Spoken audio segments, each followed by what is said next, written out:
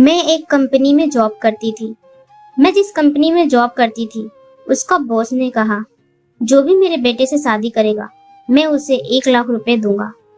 उस समय मेरी माँ की बहुत ज्यादा तबीयत खराब थी और उनके इलाज के लिए पैसे चाहिए थे, जो कि मेरे पास नहीं थे। डॉक्टर ने भी कह दिया था कि अगर इलाज नहीं करवाया तो तुम्हारी माँ नहीं बच पाएगी। इसलिए मजबूरन मैं शादी के लिए हाँ कर दी। जब ये बात मेरे कलीग और दोस्तों को पता चली कि मैं शादी के लिए हाँ कर दी हूँ, तो वो सब मुझे समझाने लगे।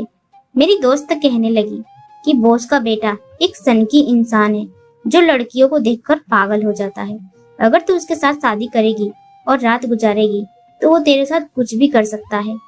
लेकिन उस समय मुझे पैसों की सख्त जरूरत थी, इसलिए मैंने अपनी दोस्तों की बातों पर ज्यादा ध्यान नहीं दिया। मुझे अपनी माँ का इलाज करवाना था। मैं मजबूर होकर उससे शादी कर ली, लेकिन यह मेरी सबसे बड़ी गलती थी। रात को जब मैं उस सनकी लड़के के साथ एक कमरे में रुकी, तो उस सनकी ने जो मेरे साथ किया वो सुनकर आपके रोंगटे खड़े हो जाएंगे, क्योंकि उस सनकी ने रात भर मेरी चीखें निकाल दी, क्योंकि उसने पूरे जोश के साथ। मेरा नाम कविता है। मैं एक गरीब परिवार की लड़की हूँ। मेरे परिवार में मैं और सिर्फ मेरी माँ थी। हम दोनों ही एक दूसरे का सहारा थे। जब मैं छोटी थी तो मेरे पापा ने दूसरी शादी कर ली थी और हमें छोड़कर चले गए थे। तब से मेरी माँ ने छोटे मोटे काम करके मुझे पाला था। लोगों के घरों में काम करके मुझे पढ़ाया लिखाया था कि मैं पढ़ लिख कर कुछ अच्छा सा करूं। अपनी माँ की तरह मुझे लोगों के घरों में काम ना करना पड़े। इसीलिए मेरी माँ रात दिन मेहनत करती थी मुझे पढ़ाने के लिए, और मैं पढ़ने में भी काफी अच्छी थी, जिस वजह से मैंने अपनी पढ़ाई कंप्लीट कर ली थी और मुझे एक अच्छी कंपनी में जॉब भी लग गई थी।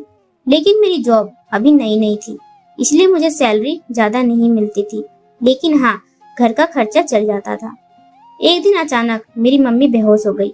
मैं उन्हें डॉक्टर के पास ले गई, तो डॉक्टर ने कहा कि तुम्हारी माँ की तबीयत ज्यादा खराब है, इन्हें एडमिट करना होगा। लेकिन मेरे पास इतने पैसे नहीं थे कि मैं अपनी माँ को एडमिट करके उनका इलाज कर सकूं, क्योंकि मैंने जॉब की अभी शुरुआत की थी। मुझे बहुत ज्यादा टेंशन हो गई थी कि मैं क्या करूं, मैं इतने पैसे कहाँ से लाऊं। मैं बॉस से एडवांस भी नहीं मांग सकती थी, क्योंकि मैं एक न्यू एम्प्लॉय थी और न्यू एम्प्लॉय को एडवांस नहीं दिया जाता था। उस दिन मैं जॉब पर गई। मैं बहुत टेंशन में थी कि मैं पैसों का इंतजाम कहाँ से करूं। मैं सोच ही रही थी कि इतने में बॉस आए और उन्होंने ऐलान किया कि जो भी लड़की मेरे बेटे से शादी करेगी, मैं उसे 1 लाख रुपए दूंगा। जब मैंने ये सुना तो मैंने फौरन शादी के लिए हाँ कर दी, क्योंकि मुझे मेरी माँ का इलाज करवाना था। मेरी माँ के इलाज के लिए पैसों की जरूरत थी, लेकिन मेरे दोस्तों ने मुझे मना किया। वो लोगों ने मुझे समझाया कि वो लड़का सनकी है, वो तुम्हारे साथ कुछ भी कर सकता है, वो जिस्म का भूखा है, वो लड़कियों को देखता है तो सनक जाता है और उसके साथ कुछ भी कर सकता है।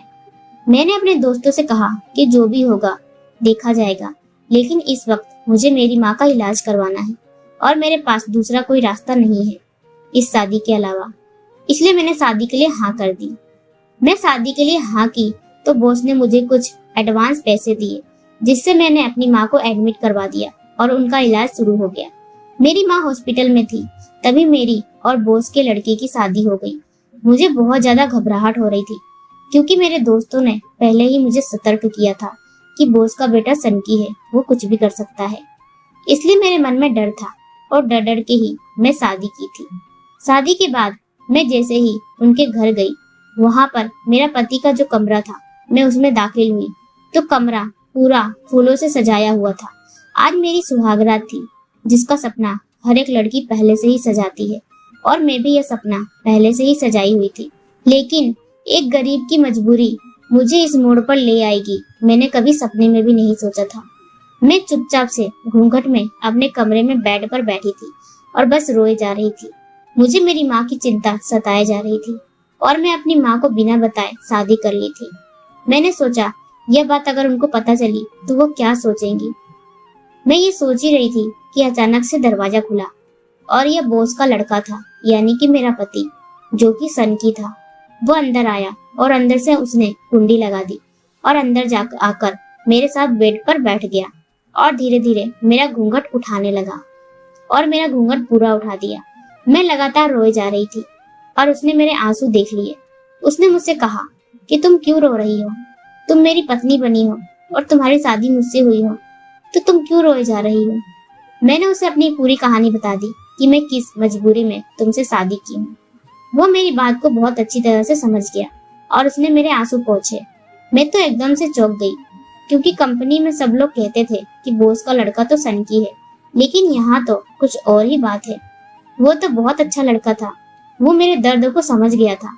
मैंने उससे कहा कि एक बात मैं तुमसे कहना चाहती हूँ, तुम गुस्सा तो नहीं करोगे? तो वो कहने लगा कि नहीं, मैं गुस्सा नहीं करूंगा, बोलो। मैंने उससे कहा कि मैं जिस कंपनी में काम करती हूँ, यानी कि तुम्हारे पापा की कंपनी, वहां पर सभी लोग कहते हैं कि तुम एक सनकी हो, लेकिन जिस तरह तुम मेरे पास आज बैठे हो, मुझे तो किसी भी तरह से तुम सनकी नहीं लगते। फिर तुम्हारे बारे में सब लोग ऐसा क्यों बोलते हैं? तब उसने मुझे अपनी सच्चाई बताई। उसने कहा कि मैं एक लड़की से बहुत प्यार करता था, लेकिन वो मेरे पैसों से प्यार करती थी, मुझसे नहीं। एक टाइम पर जब मेरे पापा का बिजनेस घाटे में जा रहा था, तब उसने मुझे छोड़ दिया था। तब से मैंने अफवाह फैला दी थी कि मैं सनकी इंसान हूँ। मुझे जवान लड़कियों के जिस्म की लत है, जिस वजह से कोई भी लड़की मेरे से प्यार नहीं करती, बल्कि मुझसे डरती थी। लेकिन मैं तुम्हारे बारे में पता किया था कि तुम बहुत अच्छी लड़की हो, इसलिए मैंने पापा से कहकर तुमसे शादी की बात की थी और तुमसे शादी की। मैंने तुमको 6 महीने पहले देखा था, तभी से मैं तुमसे प्यार कर बैठा था। ये अब सब बातें सुनकर मैं तो एकदम से चौंक गई थी। मेरी आवाज ही निकलना बंद हो गई थी। मैं कुछ देर तक तो शांत रही। मुझे शांत देखकर वो बोला कि देखो, मैं मानता हूँ कि मैंने ये गलत किया है, लेकिन इसमें मेरा कोई गलत इरादा नहीं था।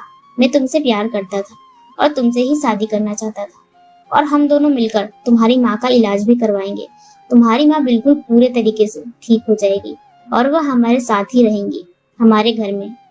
इसकी बात सुनकर मुझे थोड़ी तसल्ली हुई और मैं बेफिक्र हो गई कि मेरी शादी जिससे हुई है वो एक अच्छा इंसान है जो मुझसे प्यार करता है।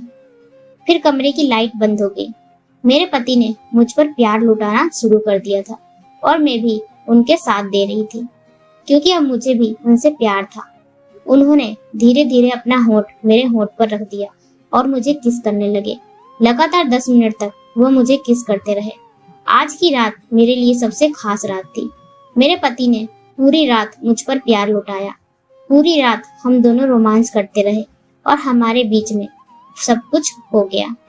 हमारे बीच में पति पत्नी का रिश्ता बन गया और कुछ दिन बाद हम अपनी माँ को भी घर ले आए और हम खुशी खुशी रहने लगे। तो दोस्तों, कैसी लगी कहानी कमेंट करके बताइए। अच्छी लगी हो तो वीडियो को लाइक करें, चैनल को सब्सक्राइब करें। धन्यवाद।